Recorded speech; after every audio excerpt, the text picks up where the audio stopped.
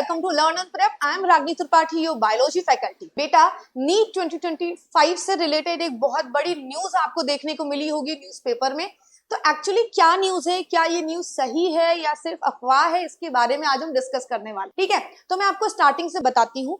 NEET 2024 जैसे आप सबको पता है कि थोड़ी सी प्रॉब्लम हुई थी इस बार नीट 2024 में, तो उससे रिलेटेड एक कमेटी बनाई गई थी गवर्नमेंट के थ्रू, बट ये कमेटी सुप्रीम कोर्ट के कहने पर बनाई गई थी। ठीक है, तो अभी कुछ टाइम पहले ही सुप्रीम कोर्ट में पूछा गया अबाउट द एनटीए रिफॉर्म के बारे में। तो इसके रिप्लाई में जो सुप्रीम कोर्ट जो कमेटी थी ना, कमेटी के मेंबर्स ने ये बातें कही थी। उन्होंने कहा कि नीट यूजी अब 2 चरण और हाइब्रिड मोड में होगा। ये बात उन्होंने कही है, मैं इससे एकदम नेग्लेक्ट नहीं कर रही हूँ कि ये बात नहीं कही गई है। इसका मतलब ये हो गया कि जो नीट यूजी है अब वो 2 चरण यानी कि प्री और मेंस में होगा। ऐसा हाइब्रिड मोड मतलब क्या होता है, एक तो होता है जैसे कंप्यूटर बेस होता है और पेन पेपर के थ्रू, तो इससे रिलेटेड ये न्यूज है।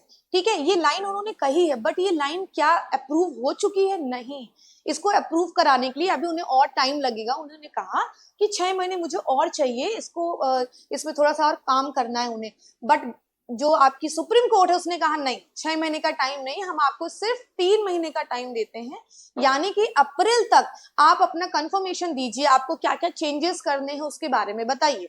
ठीक है, फिर अप्रैल में, अब देखिए यहाँ पे बात, जब पेपर कब है आपका, मई में होने वाला है।